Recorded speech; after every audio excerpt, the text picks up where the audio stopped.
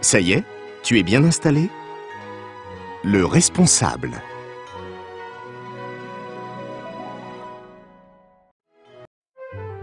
C'est les vacances. En rentrant de l'école, Nicolas retrouve le Père Noël en maillot de bain. Le Père Noël lui annonce joyeusement sa décision. Nicolas, Solange et moi partons au soleil. Je te nomme responsable de la fabrique des jouets pendant 1 semaine. Et il donne à Nicolas une longue liste de jouets à fabriquer. Ah, j'oubliais, quel étourdi. Solange et moi, nous partons en vacances, mon grand. Direction Copacabana. Mais Père Noël, Oui, tu es content, je m'en doute bien, tu sais. Et on s'en réjouit. N'est-ce pas que cela nous enchante? Allez, à la semaine prochaine, mon garçon. Nicolas est fier de la confiance que lui a accordée le Père Noël. Mais il angoisse un peu devant cette responsabilité. Heureusement qu'Edgar et tous les lutins sont là pour l'aider. Ce sont des vrais professionnels.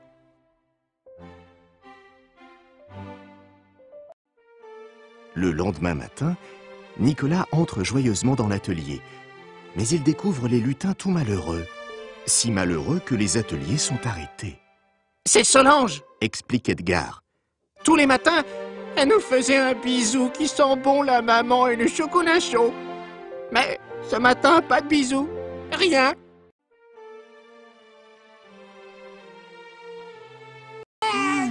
Ah, je vous jure, c'est pas vrai. Bon, je dois pouvoir remédier à ça.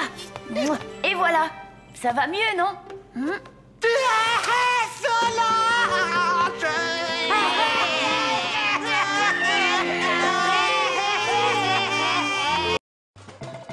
À l'autre bout du monde, le Père Noël est à la plage. Il s'amuse dans les vagues et rigole comme une baleine.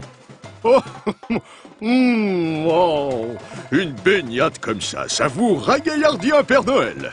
Et puis, avec Nicolas aux commandes de la fabrique, je me sens tellement serein. Nicolas est inquiet. Les cadeaux de Noël doivent continuer d'être fabriqués. Il décide d'essayer de s'occuper tout seul de la fabrication des cadeaux. Mais il n'arrive pas à suivre le rythme des machines et s'écroule dans un tas de cadeaux.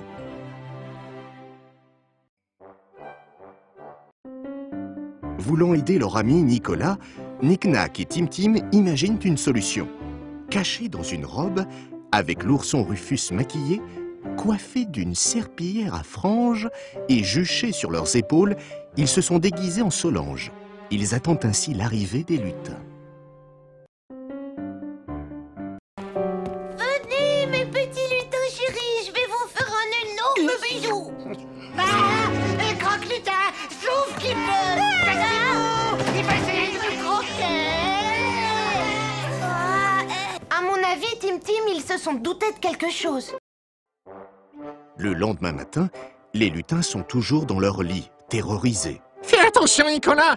Il y a un croque-lutin dans la maison. Même qu'il est déguisé en Solange et qu'il veut nous manger. Pleure-t-il. Si les lutins ne travaillent pas, je n'y arriverai jamais, se dit Nicolas, désespéré.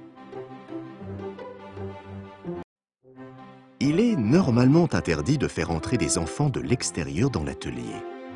Mais Nicolas se résout à accepter l'aide de Nick-Nack et Tim Tim. Il donne à ses deux amis les tâches à réaliser. Sauf que, fasciné par tous ces jouets à perte de vue, il préfère partir s'amuser. On avait dit qu'on n'était pas là pour jouer, Tim Tim. Et ta sœur, où elle est passée?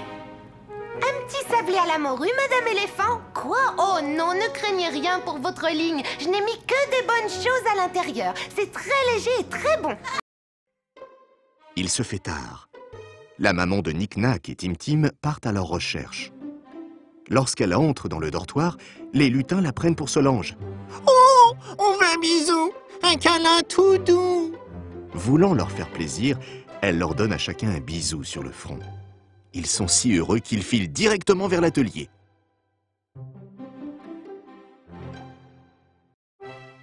Pendant ce temps, à Copacabana, le Père Noël s'ennuie. Le pôle Nord me manque terriblement, ainsi que Nicolas et mes petits lutins, avoue-t-il à Solange. Solange aussi regrette sa maison et s'inquiète pour Nicolas. Il décide alors de rentrer immédiatement.